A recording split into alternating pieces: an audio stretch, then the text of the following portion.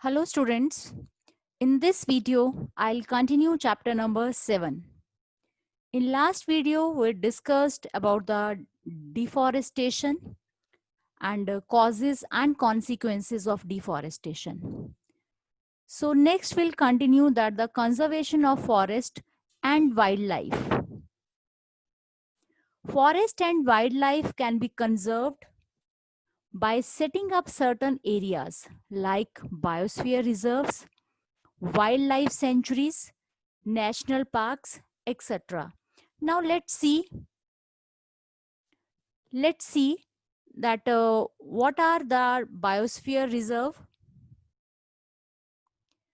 These are the large areas of protected land for conservation of biodiversity and a traditional life of tribals living there. As we know that tribal people also live in these protected areas, so these biosphere reserves are protected for the conservation of biodiversity. National parks, these are the areas reserved for wildlife where they can freely use the habitats and natural resources.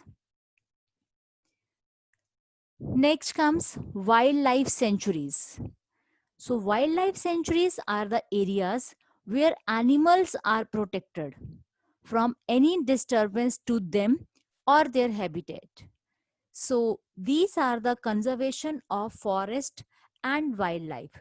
So, three things are there that we have discussed: biosphere reserve, national parks, and wildlife sanctuaries are there where we can conserve our biodiversity.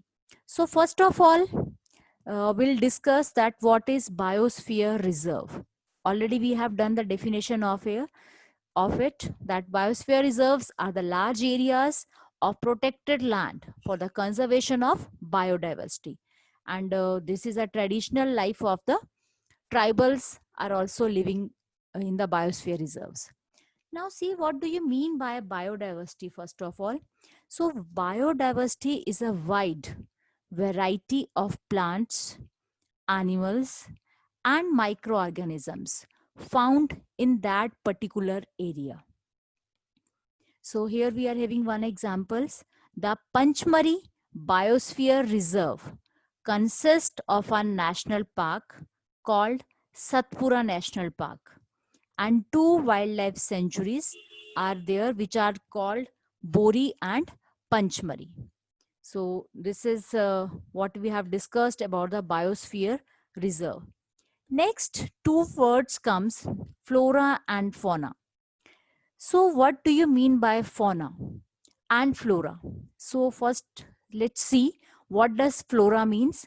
So these are the plants found in a particular area. And on the other hand, fauna are the animals found in a particular area. So here we can see few examples. Flora of Panchmari consists of sal, teak, wild mango, jamun, silver ferns, etc. And fauna of Panchmari consists of wild dog, cheetal, wolf, leopard, blue bull, barking deer, etc. So these are the flora fauna of a Panchmari, that are of a particular place or particular area. So in this way we can differentiate or we can go for the flora and fauna of a particular place. Next comes a definition of endemic species. What does endemic species stands for? So these are the species of plants and animals found only in a particular area and not found anywhere else. It's very important to understand that these are the species either of plant or animal, but main thing about that is that are found in a particular area. They can't be found anywhere else. So let's see the example. Like sal and wild mango are the endemic flora of Panchmari only. Okay, they are found in Panchmari biosphere reserves. Next, bison, Indian giant squirrel, and flying squirrel are the endemic fauna of this area. these animals can't be found anywhere else.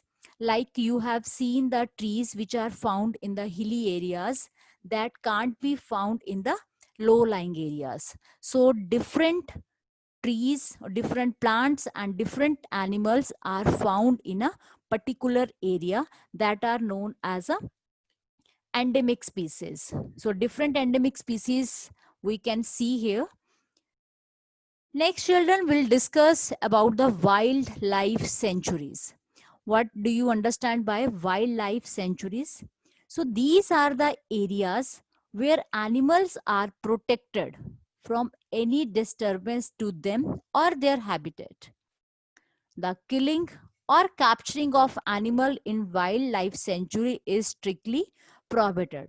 So we have to take care of that what are wildlife sanctuary. Here the animals are safe, as no not of any kind of disturbance is given to them, and even to their habitat they are totally safe. So this was a wildlife sanctuary. Next, let's discuss about the national park. National park, these are the areas reserved for wildlife, where they can freely use the habitats and natural resources. So in national parks, I think many of you have visited the national parks and you have seen that how these areas are protected for wildlife. Example is Satpura National Park is a first reserve forest in India. So please keep it in mind that Satpura National Park is a first reserve forest in India. So children, we have discussed the biosphere reserve, wildlife sanctuaries, national park, flora and fauna. So in next video, we'll continue the next part of this chapter. Till then, thank you.